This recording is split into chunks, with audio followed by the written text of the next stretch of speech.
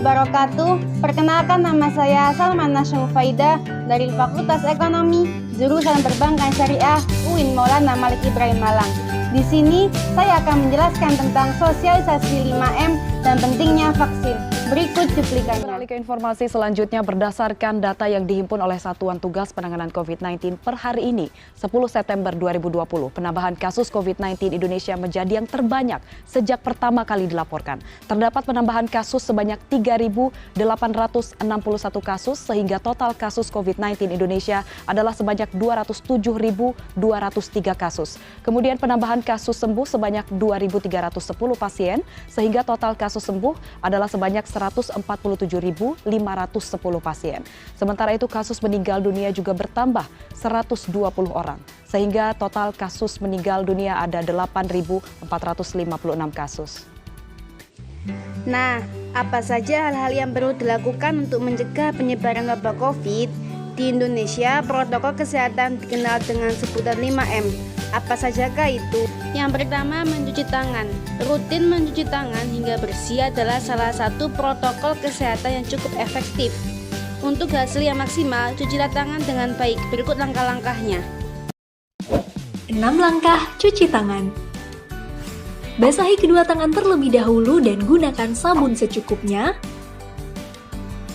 Ratakan sabun dengan menggosok kedua telapak tangan. Gosok kedua punggung tangan secara bergantian. Gosok sela-sela jari tangan. Gosok bagian dalam jari dengan posisi jari tangan saling mengunci. Gosok dan putar ibu jari bergantian. Gosok memutar ujung jari tangan secara bergantian. Bilas dengan air mengalir. Keringkan dengan tisu atau handuk. Kemudian matikan keran dengan tisu atau handuk yang sudah digunakan. Lakukan langkah-langkah mencuci tangan selama 40-60 detik jika menggunakan air dan 20 hingga 30 detik jika menggunakan hand sanitizer. Ini kata dokter tentang cara mencuci tangan. Yang kedua, memakai masker. Virus COVID cepat tertular dikarenakan interaksi antar sesama. Oleh karena itu, ketika bepergian sangat dianjurkan untuk menggunakan masker.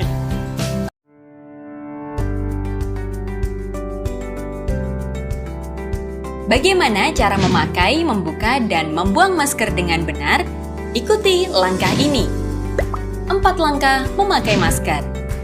Pertama, sebelum memakai masker, cuci tangan menggunakan air mengalir dan sabun atau cairan antiseptik. Kedua, pastikan masker menutup hidung, mulut, dan dagu secara keseluruhan.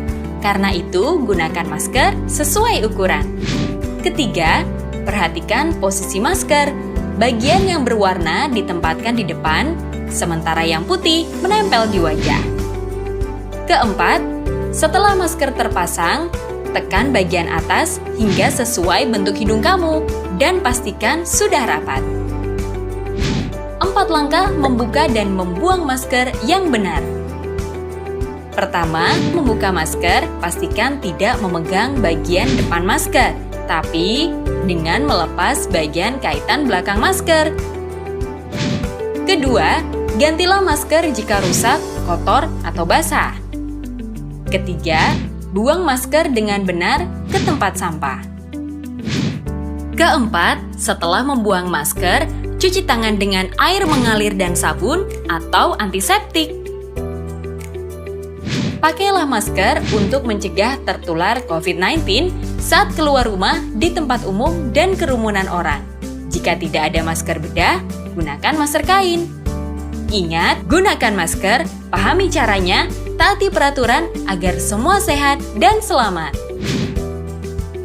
Yang ketiga, menjaga jarak. Menjaga jarak minimal 1 meter dengan orang lain.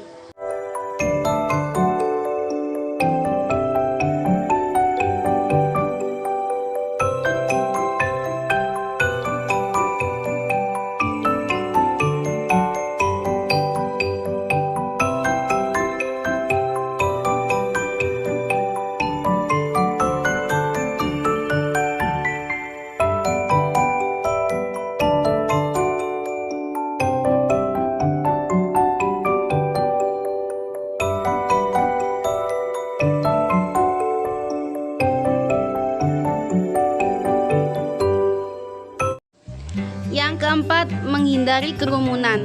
Hindarilah kerumunan saat berada di luar rumah. Ingat, semakin banyak dan sering kamu bertemu orang, maka kemungkinan terinfeksi virus COVID pun semakin tinggi.